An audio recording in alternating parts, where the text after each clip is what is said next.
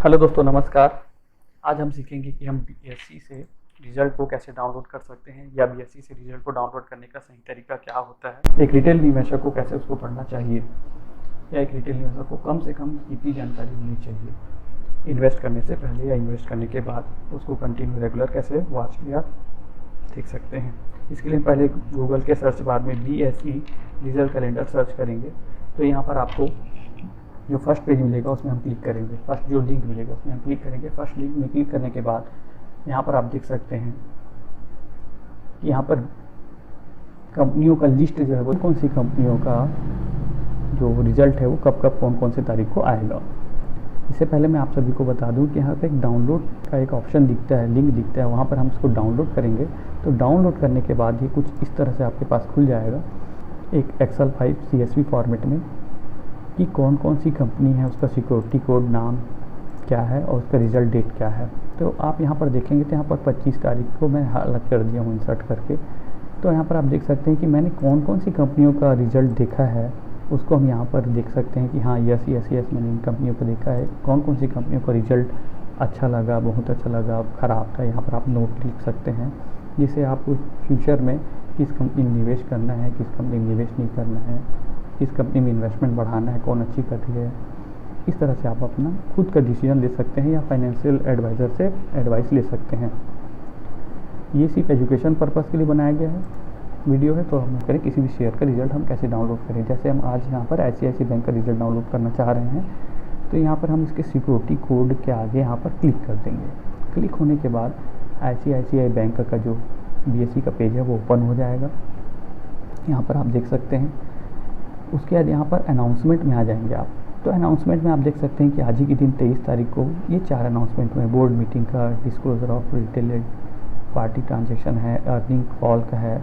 तो कई बार क्या होता है, देखने या समझने में गलती हो जाती है। आप यहाँ से भी डायरेक्ट जाके डाउनलोड कर सकते हैं, लेकिन अगर आपको कुछ समझ ना आए या ना दिखे तो आप यहाँ पर एक जो तीर का निशान है वहाँ पर क्लिक कर देंगे।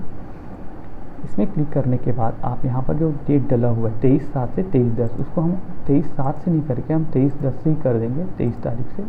और यहाँ पर कैटेगरी में हम रिज़ल्ट करके सबमिट कर देंगे। तो हमारे पास जो रिज़ल्ट का है वो अलग से दिख जाएगा। यहाँ पर देख सकते हैं कि ये रिज़ल्ट है, क्लिक कर देंगे। यहाँ पर हमने PDF पे क्लिक किया, वहाँ पर डाउनलोड लिंक ओपन हो गया। इसके हम रीनेम दे सकते हैं ताकि हम कभी भी फ्यूचर में इसको पढ़ना चाहें, देखना चाहें तो आसानी से हम इसको ढूंढ सकें। यहाँ पर ये डाउनलोड हो रहा है। यहाँ पर हमने ओपन किया। ओपन करने के बाद आप देख सकते हैं ICICI बैंक का लोगो हो गया, डेट दिखा हुआ है, BSC NSE लिखा हुआ है कि इनको एक्सचेंज को ये रिजल्ट दिया गया है।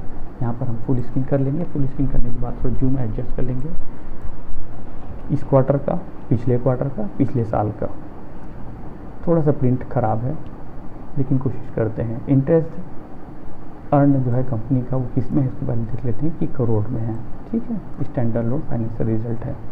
तो पिछले साल कंपनी 19,000 करोड़ कमाई थी, पिछले क्वार्टर में 20,000 करोड़ कमाई थी और इस बार उसने 21,233 करोड़ कमाया, जो कि बहुत ही अच्छा दिखाई दे रहा है।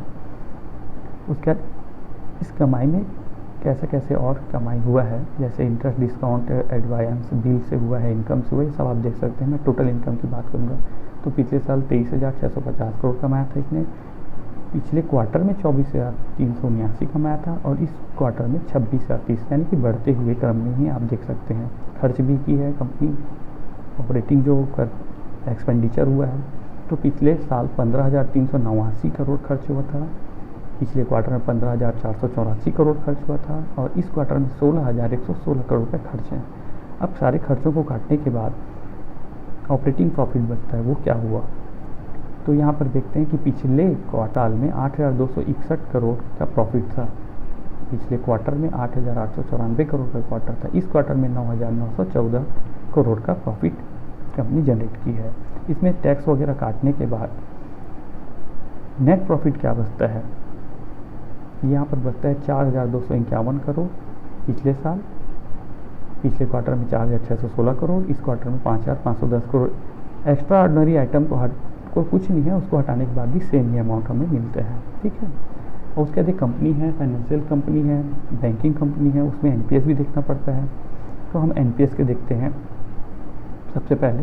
तो NPS जो था पहले पिछले साल 5.17% NPA था, इस पिछले क्वार्टर में 5.15% हुआ कम होके, और इस क्वार्टर में और कम होके 4.82% हो गया, जो कि बहुत ही अच्छा है।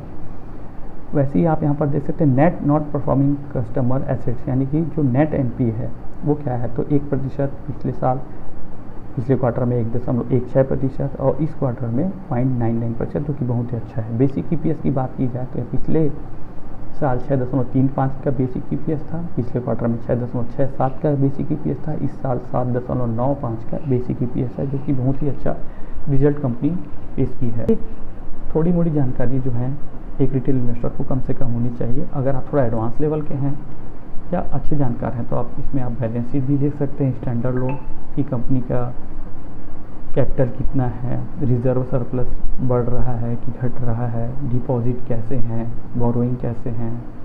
जैसे इसमें बोरोइंग था पिछले साल 91 का, पिछले क्वार्टर में 89 का, इस क्वार्टर में 82 का। तो कर्जे कम हो रहे हैं, वही तो बैंक कंपनी, तो इनको तो कर्ज लेना पड़ता है और कर्ज देना देते हैं, दोनों काम करते हैं। इसी तरह से आप बैंक बैलेंस वगैरह जहाँ पर देख सकते हैं, स्टैंडर्ड और कैश फ्लो देख सकते हैं। कंसोलिडेटेड फाइनेंशियल रिजल्ट, कंसोलिडेटेड मतलब ये हो गया कि ICICI बैंक के जो और सारे सब्सिडरी हैं, ग्रुप हैं, उनको मिलाकर एक कैसा परफॉर्मेंस दी है। तो यहाँ पर हम टोटल इनकम देख लिए 39, 35, 39, टोटल खर्च भी देख लिए, ऑपरेटिंग प्रॉफिट 9, 4, 11, बढ़िया। नेट प्रॉफिट की 12,800, 4,700 और 6,091 की बहुत ही अच्छा कंसोलिडेटेड में भी दिखाई दे रहा है प्रॉफिट।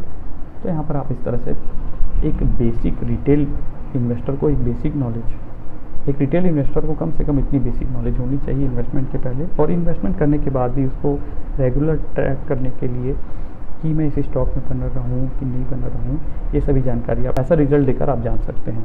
धन्यवाद दोस्तों, अगर आपको ये वीडियो पसंद आए हो तो लाइक करें और चैनल को सब्सक्राइब करें। धन्यवाद।